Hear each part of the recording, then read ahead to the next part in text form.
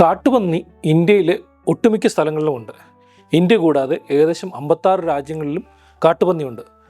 ഇതുകൂടാതെ ഏകദേശം 35 രാജ്യങ്ങളിൽ ഈ കാട്ടുപന്നി ഇൻട്രൊഡ്യൂസ് ചെയ്തിട്ടുണ്ട്. അങ്ങനെ സർവ്വവ്യാപിയായിട്ടുള്ള ഈ കാട്ടുപന്നിയെക്കുറിച്ചാണ് ഇന്നത്തെ വീഡിയോ.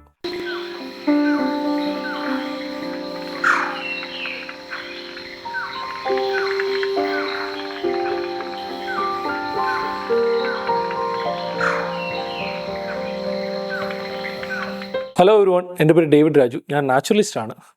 നമുക്കറിയാമല്ലോ, കാട്ടുപന്നി എന്ന് പറഞ്ഞു കഴിഞ്ഞാൽ വളരെ സർവ്വവ്യാപിയായിട്ടുള്ളൊരു സസ്തനിയാണ്. ലോകത്ത് ഏറ്റവും കൂടുതൽ ഡിസ്ട്രിബ്യൂഷനുള്ള സസ്തനികളൊന്നാണ് ഈ കാട്ടുപന്നി. നമുക്കറിയാമല്ലോ, കേരളത്തിൻ്റെ എല്ലാ ജില്ലകളിലും നമുക്ക് കാട്ടുപന്നിയുണ്ട്. അതുപോലെ തന്നെ ഇന്ത്യയുടെ ഒരുവിധപ്പെട്ട എല്ലാ സ്ഥലങ്ങളിലും കാട്ടുപന്നിയെ കാണപ്പെടുന്നുണ്ട്. ഹിമാലയത്തിൻ്റെ ഏറ്റവും ഉയരം കൂടിയ മഞ്ഞ് നിറഞ്ഞ പ്രദേശങ്ങൾ ഒഴികെ ബാക്കി ഒരുവിധപ്പെട്ട എല്ലായിടത്തും കാട്ടുപന്നിയെ കാണപ്പെടുന്നത്. ലോകത്തിൽ നേറ്റീവായിട്ട് ഈ കാട്ടുപന്നികളെ കാണപ്പെടുന്നത് ഏഷ്യയിലും ആഫ്രിക്കയിലും യൂറോപ്പിലുമാണ് സാധാരണയായിട്ട് നേറ്റീവായിട്ട് കാണപ്പെടുന്നത്. ഇത് കൂടാതെ ഏകദേശം 35ഓളം രാജ്യങ്ങളിൽ ഈ കാട്ടുപന്നികളെ ഇൻട്രൊഡ്യൂസ് ചെയ്തിട്ടുണ്ട്. ഇത് ഇൻട്രൊഡ്യൂസ് ചെയ്യുന്ന പറഞ്ഞു കഴിഞ്ഞാൽ വേട്ടയാടുന്ന വിനോദത്തിന് വേണ്ടിയിട്ടാണ് ഈ കാട്ടുപന്നികളെ അവിടെയൊക്കെ ഇൻട്രൊഡ്യൂസ് ചെയ്തിരിക്കുന്നത്. ഓസ്ട്രേലിയ, ന്യൂസിലൻഡ് എന്നീ രാജ്യങ്ങളിലൊക്കെ വളരെ കൂടുതൽ കാട്ടുപന്നികളെ ഇൻട്രൊഡ്യൂസ് ചെയ്തിട്ടുണ്ട്. അതിലേക്കൊക്കെ നമുക്ക് പിന്നീട് വരാം. കാട്ടുപന്നിയുടെ ഇംഗ്ലീഷ് പേര് വൈൽഡ് ബോർ എന്ന് പറയും, അല്ലെങ്കിൽ വൈൽഡ് പിഗ് എന്ന് പറയും.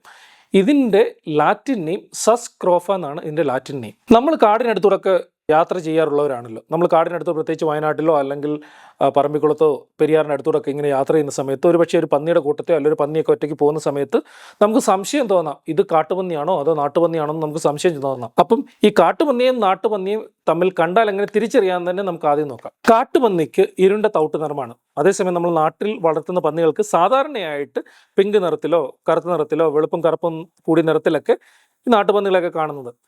ചില സമയത്തൊക്കെ കാട്ടുപന്നിയുടെ അതേ നിറമുള്ള ഇരുണ്ട തവിട്ട് നിറമുള്ള പന്നികളെയൊക്കെ വളരെ സാധാരണമായിട്ട് കാണപ്പെടുന്നുണ്ട്. എന്നിരുന്നാലും ഇനിയും പറയുന്ന കുറേ ഫീച്ചേഴ്സൊക്കെ വെച്ചിട്ട് നമുക്ക് എളുപ്പത്തിൽ കാട്ടുപന്നിയെയും നാട്ടുപന്നിയും എളുപ്പത്തിൽ തിരിച്ചറിയാനായിട്ട് പറ്റും. അടുത്തൊരു പോയിന്റ് എന്ന് പറഞ്ഞു കഴിഞ്ഞാൽ, കാട്ടുപന്നിക്ക് തേറ്റപ്പല്ലുകൾ വളരെ പ്രോമിനൻ്റ് ആയിട്ട് കാണാൻ പറ്റും. അതേസമയം നാട്ടിലുള്ള നമ്മൾ വളർത്തുന്ന നാട്ടുപന്നികൾക്കൊന്നും തേറ്റപ്പല്ലുകളില്ല. അതിൽ തന്നെ ഈ കാട്ടുപന്നിയുടെ ആൺപന്നികൾക്കൊക്കെ നല്ല പ്രോമിനൻ്റ് വലിയ തേറ്റപ്പല്ലുകളൊക്കെ ഉണ്ട്. പെൺപന്നിയുടെ തേറ്റപ്പല്ലുകൾക്കൊന്നും അത്ര പ്രോമിനൻ്റ് ആയിട്ട് കാണാൻ പറ്റില്ല. അതേസമയം നമ്മൾ നാട്ടിൽ വളർത്തുന്ന പന്നികൾക്കൊന്നും ആൺപന്നിയാണേലും പെൺപന്നിയാണേലും ഒന്നും പ്രോപ്പറായിട്ടുള്ള തേറ്റപ്പല്ലുകളൊന്നും നമുക്ക് കാണാനായിട്ട് സാധിക്കുകയില്ല. നമുക്കറിയാമല്ലോ, നമ്മൾ നാട്ടിൽ വളർത്തുന്ന പന്നികൾക്കൊക്കെ നമ്മൾ നല്ല ഭക്ഷണമൊക്കെ കൊടുത്തിട്ട് നല്ല തടിച്ച് കൊഴുത്തുരുണ്ടിരിക്കുന്ന പന്നികളൊക്കെയാണ്.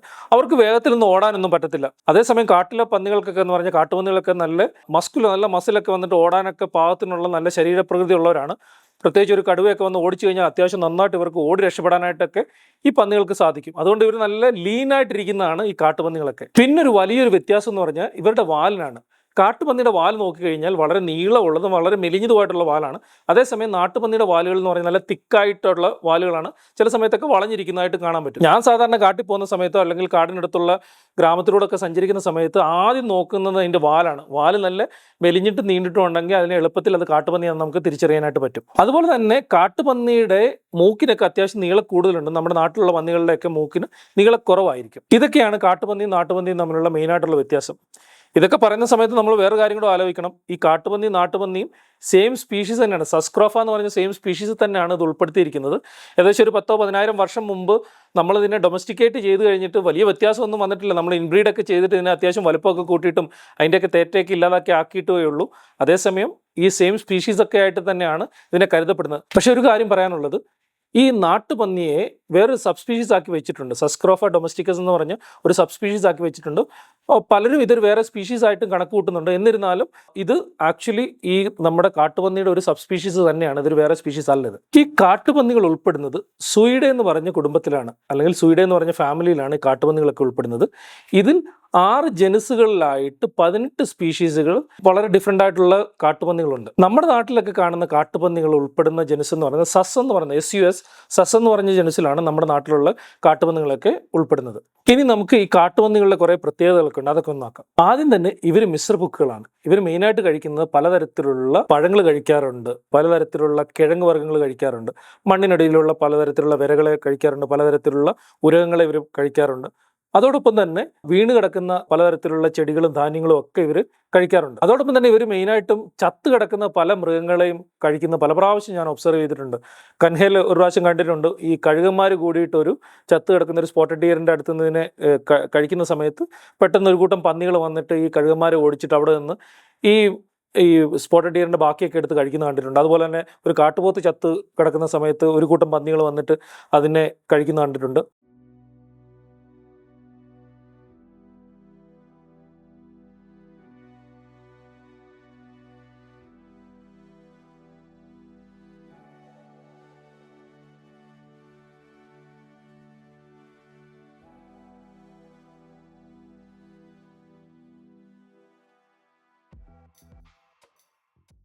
അതോടൊപ്പം തന്നെ ഒരു ദിവസം സത്പുരയിൽ ജോലി ചെയ്യുന്ന സമയത്ത് 2 പുലികൾ ഒരു സ്പോട്ടഡ് ഡിയറിനെ കൊന്നിട്ടിരിക്കുക. അപ്പം പുലികൾ തൊട്ടടുത്തുണ്ട്. അപ്പം പെട്ടെന്ന് നോക്കുമ്പോൾ ഒരു വലിയൊരു പന്നി അടുത്തോട്ട് വന്നിട്ട് ഈ 2 പുലികളെയും ഓടിച്ചിട്ട് അവിടെ വന്നിട്ട് നൈസായിട്ട് ഈ സ്പോട്ടഡ് ഡിയറിൻ്റെ മീറ്റൊക്കെ കുറേ നേരം നിന്ന് കഴിക്കുന്നതൊക്കെ കാണാൻ പറ്റിയിട്ടുണ്ട്. അപ്പം ചുരുക്കം പറഞ്ഞു കഴിഞ്ഞാൽ ഇവർ മീറ്റും കഴിക്കും, പലതരത്തിലുള്ള വെജിറ്റബിളും ഫ്രൂട്ട്സും ഇതെല്ലാം ഈ പന്നികൾ കഴിക്കാറുണ്ട്. അതുകൊണ്ടാണ് ഇവരെ മിശ്രബുക്ക് എന്ന് പറയുന്നത്.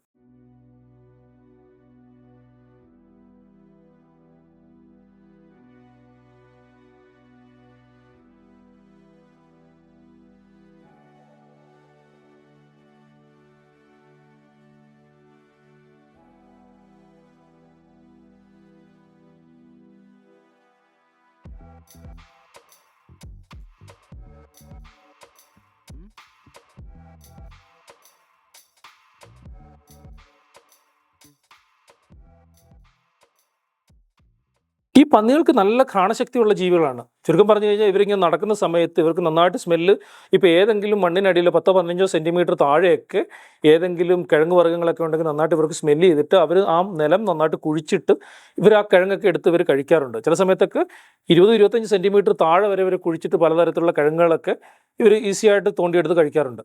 ഈ കാട്ടുപന്നികളുടെ ഭാരം എന്ന് പറഞ്ഞു കഴിഞ്ഞാൽ ഒരു 30 കിലോ മുതൽ 100 കിലോ വരെയാണ് സാധാരണ.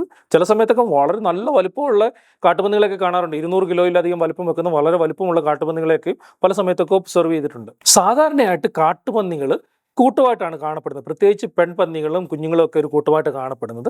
അതേസമയം നല്ല വലിപ്പമുള്ള ആൺപന്നികളൊക്കെ സോളിറ്ററി ആയിരിക്കും. എന്ന് പറഞ്ഞാൽ അവർ ഒറ്റയ്ക്കായിരിക്കും നടക്കുന്നത്.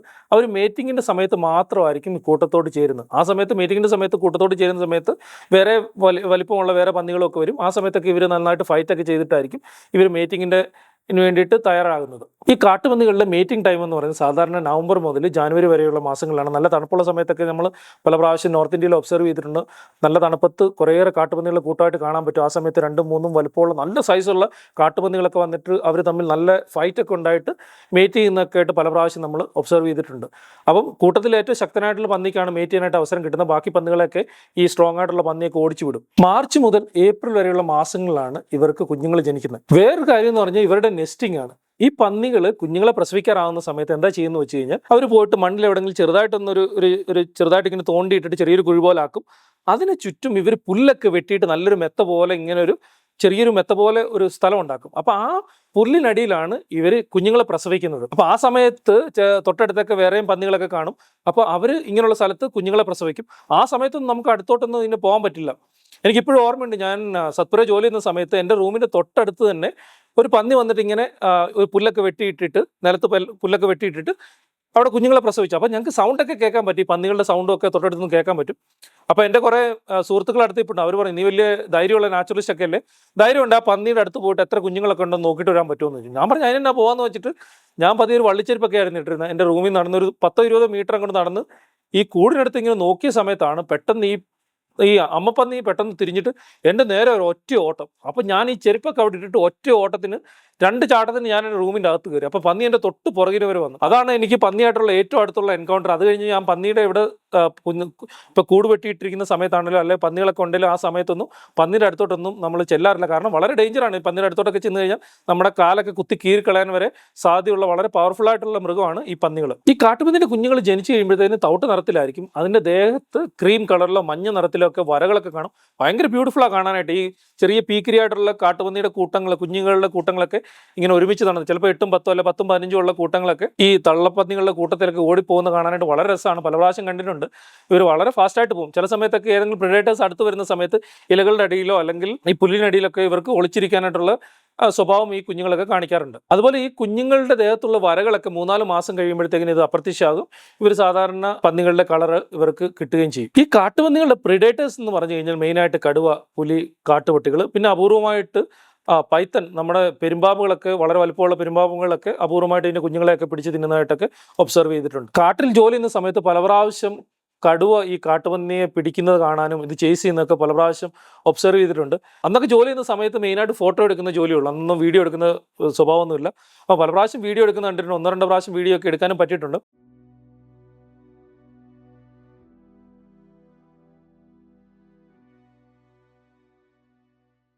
ഈ കടുവ ഈ കാട്ടുപന്നിയെ പിടിക്കുമ്പോഴത്തേക്കിന് ഒരു കാര്യം എന്ന് പറഞ്ഞു കഴിഞ്ഞാൽ, ഇവർ കാട്ടുപന്നി ആദ്യം ഓടിച്ചിട്ട് ഈ കഴുത്തിന് പുറകിലാണ് ഈ സാധാരണ കാട്ടുപന്നികളെ പിടിക്കുന്നത്. ഈ കാട്ടുപന്നികളെ പിടിച്ചിട്ട് കഴുത്തിന് പുറകിൽ പിടിച്ചിട്ട് കുറേ നേരം അത് കഴിഞ്ഞ് ഇവരെ താഴെ ഇട്ടതിന് ശേഷമാണ് ഈ കഴുത്തിന് ഇങ്ങനെ ഞെക്കി പിടിച്ചിട്ട് സഫക്കേറ്റ് ചെയ്തിട്ട് പിന്നെ ഇതിനെ കൊല്ലാനായിട്ട് ശ്രമിക്കുന്നത്. പിന്നെ ഒരു കാര്യം, ഈ കാട്ടുപന്നിയെ പിടിക്കുന്ന സമയത്ത് ഈ കാട്ടുപന്നിയുടെ അലർച്ച എന്ന് പറഞ്ഞു കഴിഞ്ഞാൽ നിങ്ങളൊരു 1 കിലോമീറ്ററെങ്കിലും ദൂരെ ഉണ്ടെങ്കിൽ തന്നെ ഈ കാട്ടുപന്നിയുടെ സൗണ്ട് നിങ്ങൾക്ക് കേൾക്കാൻ പറ്റും. ഈ കടുവയൊക്കെ കാട്ടുപന്നിയെ പിടിക്കുന്ന സമയത്ത് എത്ര ദൂരത്താണെങ്കിലും നിങ്ങൾക്ക് ഈ കാട്ടുപന്നിയുടെ സൗണ്ട് നിങ്ങൾക്ക് കേൾക്കാനായിട്ട് പറ്റും. പല പ്രാവശ്യം കേൾക്കുന്ന സമയത്ത് പേടിപ്പെടുത്തുന്ന സൗണ്ട്, അങ്ങനെ അലറി കരയുന്ന സൗണ്ടാണ് ഈ കാട്ടുപന്നി ഈ കാറുന്ന സൗണ്ട്. നമ്മുടെ ഒരു സുഹൃത്ത് തടോവ വെച്ച് ഇത് കണ്ടിട്ടുണ്ട്. അവനിങ്ങനെ സവാരി ചെയ്യുന്ന സമയത്ത് ഒരു കടുവ പതിയെ പോയിട്ട് ഈ കാട്ടുപന്നി ഇങ്ങനെ ചേസ് ചെയ്യുന്നതും കടുവ ഈ കാട്ടുപന്നിയെ പിടിക്കുന്നതും ആ കാട്ടുപന്നി അലറി കരയുന്നതും ആ കാട്ടുപന്നിയെ പതിയെ കൊല്ലുന്നതൊക്കെ വീഡിയോ എടുത്തിട്ടുണ്ട്. അതിൻ്റെ വീഡിയോ ഞാൻ ഇവിടെ ഇടാം.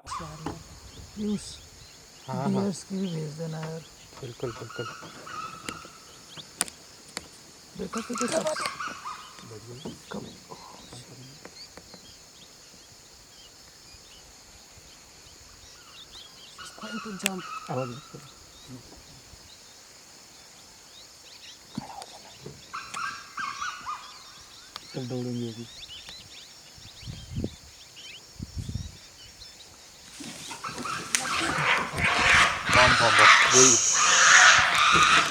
कुछ मत करना.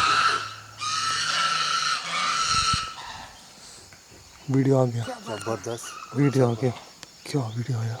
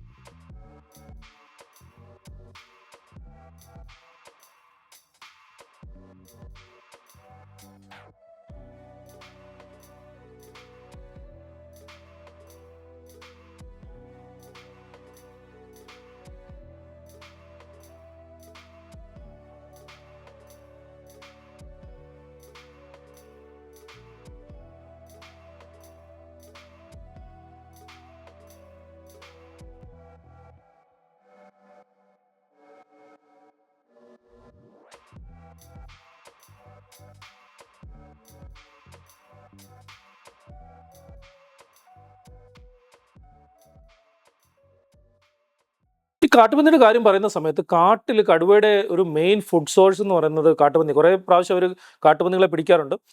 അതിൻ്റെ ഒരു കാര്യം എനിക്ക് പറയാനുള്ളത്, ഞാൻ മധ്യപ്രദേശിൽ ജോലിക്ക് പോയത് ഏകദേശം 2007 ആദ്യമായിട്ട് കൻഹയിലൊക്കെ ജോലിക്ക് പോയത്. എനിക്കിപ്പോഴും ഓർമ്മയുണ്ട്, ഞാൻ ജോലിക്ക് പോയ സമയത്ത് ഞങ്ങളുടെ അവിടുത്തെ ചീഫ് നാച്ചുറലിസ്റ്റ് ഉണ്ടായിരുന്നു, ശരത് ചമ്പാത്തി. അദ്ദേഹം ഞങ്ങളോട് പറഞ്ഞു, ഒരു ദിവസം പറഞ്ഞു, ഞാൻ 4-5 ദിവസമില്ല, ഞാനൊരു പുതിയൊരു പാർക്ക് കാണാൻ പോകാമെന്ന് പറഞ്ഞു. അദ്ദേഹം പോയിട്ട് തിരിച്ചു വന്നിട്ട് ഞങ്ങളോട് ആ പാർക്കിനെ കുറിച്ചൊക്കെ പറഞ്ഞു. അപ്പം ഇപ്പോഴത്തെ ഏറ്റവും ഫേമസ് ആയിട്ടുള്ള തഡോബ ടൈഗർ റിസർവ് എന്ന് പറഞ്ഞ സമയത്താണ്. ആ സമയത്തൊന്നും തഡോബെന്ന് അധികം ആൾക്കാർക്കും അറിയത്തില്ല. 2007 ഓർക്കണം, അധികം ടൂറിസ്റ്റുകളൊന്നും പോകാത്ത സ്ഥലമാണ്. അപ്പോൾ അദ്ദേഹം പോയിട്ട് തിരിച്ചു വന്നൊരു പറഞ്ഞൊരു കാര്യം എന്ന് പറഞ്ഞാൽ, ഇവിടെ ഇഷ്ടം പോലെ പന്നികളുണ്ട് ആ പാർക്കിൽ. പന്നികളുടെ എണ്ണവും സ്പോട്ടഡ് ഡിയറിൻ്റെ എണ്ണമൊക്കെ വളരെ കൂടുതലാണ്. അതുകൊണ്ട് കടുവയ്ക്ക് ഏറ്റവും ബെസ്റ്റ്. അദ്ദേഹം പോയിട്ട് 3-4 ദിവസം അവിടെ താമസിച്ചിട്ട് കടുവകളെ ഒന്നും കാണാൻ പറ്റിയിട്ടില്ല.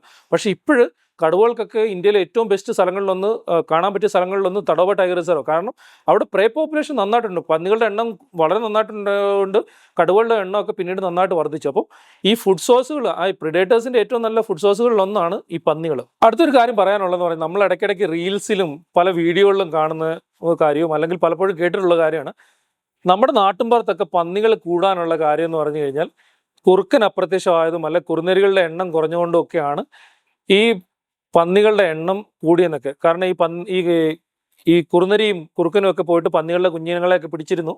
അതൊരു ആക്ച്വലി ഒരു തെറ്റായിട്ടുള്ള ഒരു ധാരണ. ഞാനൊരു 14 വർഷം കാട്ടിലൊക്കെ ജോലി ചെയ്തിട്ടുള്ളതാണ്. ഇന്നേ വരെ ഒരു കുറുനരിയോ കുറുക്കനോ ഒന്നും പന്നിയുടെ അടുത്ത് പോലും പോകുന്നത് കണ്ടിട്ടില്ല. കാരണം പന്നികൾ എന്ന് പറയുന്നത് നല്ല പവർഫുൾ, നല്ല ശക്തിയുള്ളൊരു ജീവിയാണ്.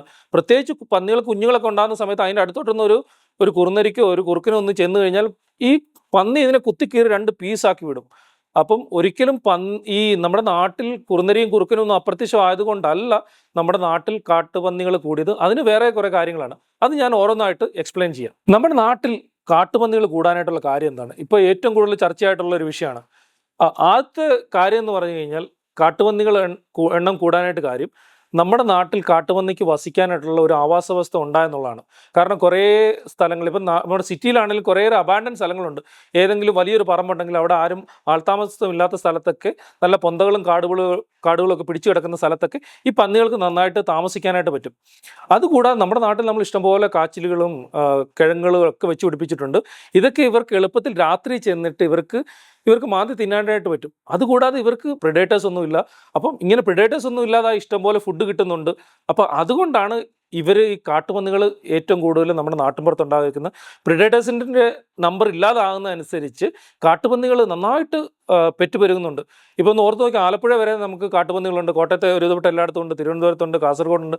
കേരളത്തിലെ എല്ലാ ജില്ലകളിലും എല്ലാ സ്ഥലങ്ങളിലും ഒക്കെ സിറ്റികളിൽ വരെ ഇപ്പോൾ കാട്ടുപന്നികളായി. അവർക്ക് താമസിക്കാനുള്ള ഏറ്റവും നല്ല സ്ഥലങ്ങൾ അവർക്ക് കിട്ടുന്നുണ്ട്, അവർക്ക് ഇഷ്ടം പോലെ ഭക്ഷണം കിട്ടുന്നുണ്ട്. അപ്പോൾ ഈ 2 കാര്യങ്ങൾ കൊണ്ടാണ് ഇവർക്ക് ഈ കാട്ടുപന്നികളുടെ എണ്ണം കണ്ടുമാനം ഇങ്ങനെ പെരുകി വരുന്നത്. എന്ന് വെച്ചിട്ട് നമുക്ക് കൃഷി നിർത്താനോ കപ്പയും കാച്ചിലും ഒന്നും നമുക്ക് വേണ്ടെന്നൊന്നും വെക്കാനായിട്ട് നമുക്ക് പറ്റില്ല. നമുക്ക് മനുഷ്യപക്ഷത്തു നിന്ന് മാത്രമേ, അല്ലെങ്കിൽ കർഷകരുടെ ഭാഗത്തു നിന്ന് മാത്രമേ ഈ കാര്യത്തിൽ ചിന്തിക്കാൻ പറ്റുള്ളൂ. അപ്പോൾ ഗവൺമെൻറ് ഇതിനു വേണ്ടിയിട്ടൊക്കെ കൃത്യമായിട്ട് കാര്യങ്ങളൊക്കെ എടുക്കുന്നുണ്ട്. ചില സ്ഥലങ്ങളിലൊക്കെ കാട്ടുപന്നികളെ വെടിവെച്ച് കൊല്ലുന്നുണ്ട്. അപ്പോൾ അത് കൃത്യമായിട്ട് ചെയ്യുക എന്നുള്ളതാണ് നമുക്ക് ചെയ്യാൻ പറ്റുന്ന ഏറ്റവും നല്ല കാര്യം.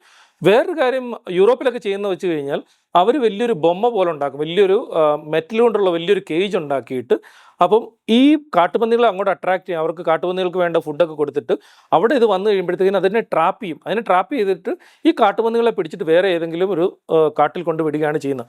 അപ്പോൾ നമ്മളൊരു കാര്യം ശ്രദ്ധിക്കുന്നത്, നമ്മൾ നാട്ടിൽ നിന്ന് പിടിക്കുന്ന പന്നികളെയൊക്കെ വേറെ എവിടെയെങ്കിലും കൊണ്ട് വിട്ട് കഴിഞ്ഞാൽ ഒരുപക്ഷെ ആ പന്നികൾ അവിടെ അടുത്തുള്ള വില്ലേജിലോട്ടും ഗ്രാമത്തിലോട്ടും ഇറങ്ങാനായിട്ട് സാധ്യതയുണ്ട്. അപ്പോൾ നമ്മൾ ഇതിനെ കൊണ്ട് വിടുന്നത് ഏതെങ്കിലും കാടിൻ്റെ അകത്തുള്ള കാടുകളിൽ വേണം നമ്മളിതിനെ വിടാനായിട്ട്. കൃത്യമായ പഠനങ്ങളൊക്കെ നടത്തിയിട്ട് വേണം ഇങ്ങനെയുള്ള ബൊമ്മയൊക്കെ ബൊമ്മയുടെ കാര്യങ്ങളും ഇതിനെ പിടിക്കുന്ന കാര്യങ്ങളും ഒക്കെ നമ്മൾ നടപ്പിലാക്കാൻ വേണ്ടിയിട്ട്.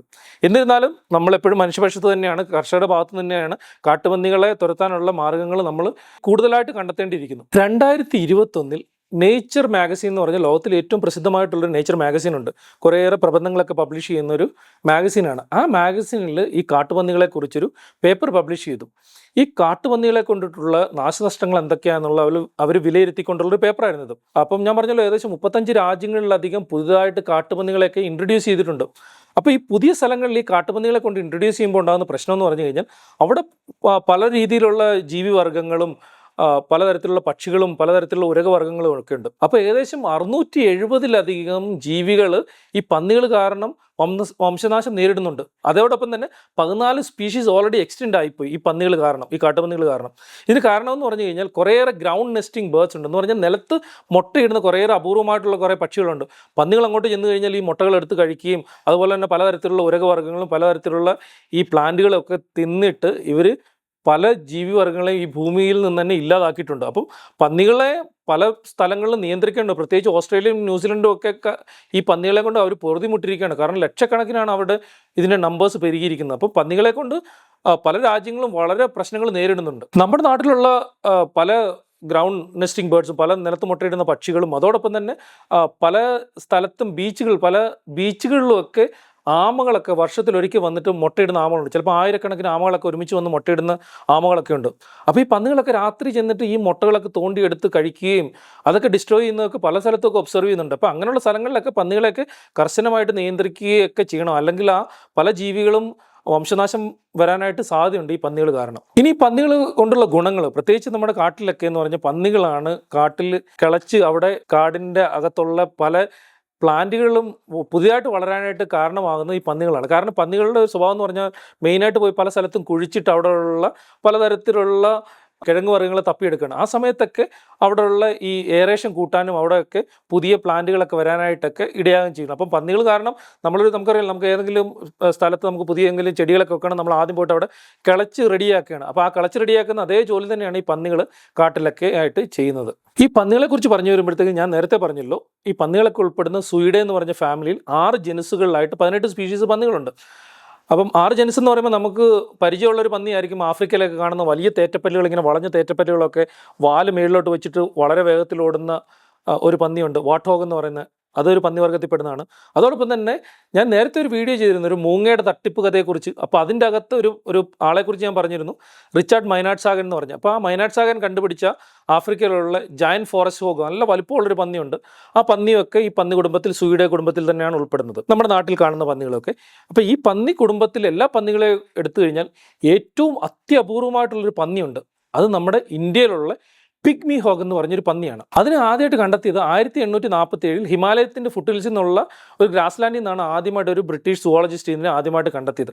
അതിനുശേഷം ഏകദേശം 100 വർഷത്തോളം ഈ പിഗ്മി ഹോഗിനെ ആരും കണ്ടെത്തിയിട്ടില്ല. ഇപ്പോൾ പിഗ്മി ഹോഗിൻ്റെ ഒരു പ്രത്യേകത എന്ന് പറഞ്ഞു കഴിഞ്ഞാൽ നമ്മുടെ നാട്ടിൽ കാണുന്ന പന്നികളുടെ ഒരു കുഞ്ഞു കുട്ടി എത്ര ഇരിക്കുന്നോ ആ കുഞ്ഞു പന്നിയുടെ അത്രയും വലിപ്പമുള്ളൂ. നമുക്കറിയാലോ, പന്നികളുടെ വലിപ്പം എന്ന് പറഞ്ഞാൽ 30 മുതൽ 100 കിലോ വരെ വലിപ്പം വെക്കും. ചിലപ്പം വലിപ്പമുള്ള പന്നികൾ 200 കിലോ വരെ വലിപ്പം വെക്കും. പക്ഷേ അതേസമയം പിഗ്മി ഹോഗിൻ്റെ വലിപ്പം എന്ന് പറഞ്ഞാൽ ഏറ്റവും കൂടുതലെന്ന് പറഞ്ഞൊരു 9-10 കിലോ വരെ മാക്സിമം വലിപ്പം വെക്കുക. അതിൽ കൂടുതൽ വലിപ്പം വെക്കാറില്ല. വളരെ വലിപ്പം കുറഞ്ഞിട്ട് കാലിനൊക്കെ വളരെ നീളം കുറഞ്ഞിട്ടുള്ള, വളരെ ചെറിയ ചെവിയും വളരെ ചെറിയ വാലും, അതിൻ്റെ ദേഹത്തൊക്കെ നല്ല നീളത്തിലുള്ള ഗ്രിസിൽഡ് ആയിട്ടുള്ള നല്ല ഹെയറൊക്കെ ഉള്ള ഒരു പന്നിയാണ് ഈ പിഗ്മി ഹോഗ്. അപ്പോൾ ഇത് ഈ ഒരു 100 വർഷത്തേക്കിന് ആരും ഇതിനെ കണ്ടെത്തിയിട്ടില്ല. പിന്നീട് അതിനെ റീഡിസ്കവർ ചെയ്തത് ആസാമിലാണ്. 1971 ഇതിനെ റീഡിസ്കവർ ചെയ്തത്. അതിനുശേഷം മാനസ് നാഷണൽ പാർക്ക് എന്ന് പറഞ്ഞ സ്ഥലത്താണ് ഇതിനെ രണ്ടാമതായിട്ട് കണ്ടുപിടിച്ചത്. അപ്പം ഈ പന്നികളെ റീഡിസ്കവർ ചെയ്തപ്പോഴത്തേക്കാണ് അവർക്കൊരു കാര്യം മനസ്സിലായത്, ഈ പന്നികളുടെ നമ്പർ എന്ന് പറഞ്ഞാൽ വളരെ കുറഞ്ഞുകൊണ്ടിരിക്കുന്നു, വളരെ കുറഞ്ഞുകൊണ്ടിരിക്കുന്നു. അപ്പം ഈ പന്നികളുടെ സംരക്ഷണത്തിന് വേണ്ടിയിട്ട് അവരൊരു പിഗ്മി ഹോഗ് കൺസർവേഷൻ സെൻറ്റർ തുടങ്ങി. 1995 ഇത് സ്റ്റാർട്ട് ചെയ്തത്. അതിനുശേഷം 1996 ഇതിനെ പ്രവർത്തനം ആരംഭിച്ചത്. അപ്പം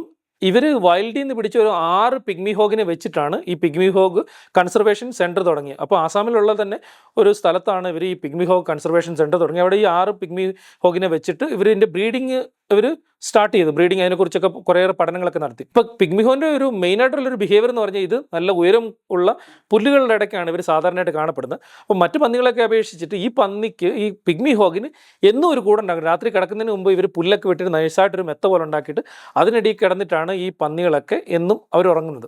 അപ്പോൾ അത് ഈ പിഗ്മി ഹോഗിൻ്റെ ഒരു യുണീക്കായിട്ടുള്ളൊരു ബിഹേവിയറാണ്. ഈ പിഗ്മി ഹോഗിൻ്റെ ബ്രീഡിംഗ് സെൻറ്റർ അവർ കുറേയേറെ പന്നികൾ അവർ ബ്രീഡ് ചെയ്യാൻ തുടങ്ങിയിട്ടുണ്ട്. ഇപ്പോൾ ഏകദേശം 500-ലധികം എണ്ണം അവിടെ വന്ന് ഏകദേശം 170-ലധികം എണ്ണത്തിനെ അവർ ഈ വൈൽഡിലോട്ട് തിരിച്ച് അവർ റീഇൻട്രൊഡ്യൂസ് ചെയ്തിട്ടുണ്ട്. പ്രത്യേകിച്ച് ആസാമിലുള്ള മാനസ് നാഷണൽ പാർക്കിൽ ആണ് ഇവരതിനെ റീഇൻട്രൊഡ്യൂസ് ചെയ്തിട്ടുള്ളത്. അപ്പം ലോകത്തിലെ ഏറ്റവും അത്യപൂർവമായിട്ടുള്ള പന്നി വർഗ്ഗം എന്ന് പറയുന്നത് ഈ പിഗ്മി ഹോഗ് ആണുള്ളത്. അതിപ്പോൾ ഉള്ളത് ആസാമിൽ മാത്രമാണ്. അത് കാണപ്പെടുന്നത് ഇപ്പോൾ മാനസ് നാഷണൽ പാർക്കിലാണ്. ഞാൻ മാനസ് നാഷണൽ പാർക്കിൽ പോകുന്ന സമയത്ത് ഒരു കുഞ്ഞൊരു പന്നിയുടെ കൂട്ടം ഇങ്ങനെ ഓടിപ്പോകുന്നുണ്ട്. അതിൻ്റെ ഫോട്ടോ എടുത്തിട്ട് ഞങ്ങൾ ഭയങ്കര എക്സൈറ്റഡ് ആയി. പിഗ്മി ഹോഗൊക്കെ ആണെന്ന് പറഞ്ഞ് ഞങ്ങൾ ഫോട്ടോ ഒക്കെ എടുത്ത് പിന്നീട് നമ്മുടെ സുഹൃത്തുണ്ട് കല്യാൺ വർമ്മയെ കാണിച്ചു കൊടുത്തു. ഇത് പിഗ്മി ഹോഗല്ല. അദ്ദേഹം പറഞ്ഞു ഇത് പിഗ്മി ഹോഗൊന്നുമില്ല, നമ്മുടെ സാധാരണ നാട്ടിലുള്ള പന്നി തന്നെയാണ് അദ്ദേഹം പറയുകയുണ്ടായി. ഇതൊക്കെയായിരുന്നു കാട്ടുപന്നിയെക്കുറിച്ചുള്ള വിശേഷങ്ങൾ. നിങ്ങൾക്ക് ഇഷ്ടപ്പെട്ടെന്ന് വിചാരിക്കുന്നു. ഒരു കാര്യം നമ്മൾ പ്രത്യേകം ശ്രദ്ധിക്കേണ്ട, കാട്ടുപന്നി ഒരു നിസ്സാര ജീവിയല്ല, വളരെ ശക്തിയുള്ള വളരെ പവർഫുള്ളായിട്ടുള്ളൊരു ജീവിയാണ്. പ്രത്യേകിച്ച് കാട്ടുപന്നിയൊക്കെ കാണുന്ന സമയത്ത് അതിൻ്റെ അടുത്തോട്ടൊന്നും പോകാതിരിക്കുക. ഞാൻ പല പ്രാവശ്യം കണ്ടിട്ടുണ്ട് കാടിനടുത്തൊക്കെ ജോലി ചെയ്യുന്ന പലരെയും കാട്ടുപന്നികളൊക്കെ കുത്തിക്കീറിയേക്കുന്നത്. അവരെന്താ ചെയ്യുന്നത് വെച്ച് കഴിഞ്ഞാൽ, കാട്ടുപന്നി നമ്മുടെ അടുത്തോട്ട് വളരെ വേഗത്തിൽ ഓടി വന്നിട്ട് നമ്മുടെ 2 കാലിനിടയിലായിരിക്കും നമ്മുടെ തുടയൊക്കെ ആയിരിക്കും ഈ കാട്ടുപന്നി വന്നിട്ട് കുത്തിക്കീറുന്നത്. അവിടെയൊക്കെ മാംസമൊക്കെ ഇങ്ങനെ പിച്ച് ചീന്തിയിട്ടായിരിക്കും ഇവർ ഓടിപ്പോകുന്നത്. അതുകൊണ്ട് പ്രത്യേകം ശ്രദ്ധിക്കണം. കാട്ടിലൊക്കെ പോകുന്ന സമയത്ത് കാട്ടുപന്നികളൊക്കെ കണ്ടു കഴിഞ്ഞാൽ പ്രത്യേകിച്ച് നടക്കുന്ന സമയത്തൊന്നും അടുത്തോട്ടൊന്നും പോകാതിരിക്കുക. ഈ കാട്ടുപന്നികളെ നിയന്ത്രിക്കാനുള്ള പല കാര്യങ്ങളും ഗവൺമെൻറ് ചെയ്യുന്നുണ്ട്. ആ കാര്യങ്ങൾ ഇനിയും കൂടുതൽ ചെയ്യുമെന്ന് നമുക്ക് പ്രതീക്ഷിക്കാം. അപ്പോൾ ഇതൊക്കെയായിരുന്നു കാട്ടുപന്നിയെക്കുറിച്ചുള്ള വിശേഷങ്ങൾ. നിങ്ങൾക്ക് ഇഷ്ടപ്പെട്ടെന്ന് വിചാരിക്കുന്നു. നിങ്ങൾക്ക് എന്തെങ്കിലും കാട്ടുപന്നിയെക്കുറിച്ച് അനുഭവങ്ങളൊക്കെ ഉണ്ടെങ്കിൽ, അല്ല അടുത്ത് കണ്ടിട്ടുണ്ടെങ്കിൽ, അല്ലെങ്കിൽ നിങ്ങൾ ഓടിച്ചിട്ടോ എന്തെങ്കിലുമൊക്കെ ഉണ്ടെങ്കിൽ അത് ഉറപ്പായിട്ടും കമൻറ്റ് ചെയ്യണം. അപ്പം ഇനിയും ഉടനെ ഒരു വീഡിയോ ആയിട്ട് വരുന്നതായിരിക്കും. Keep watching my channel. Thank you so much.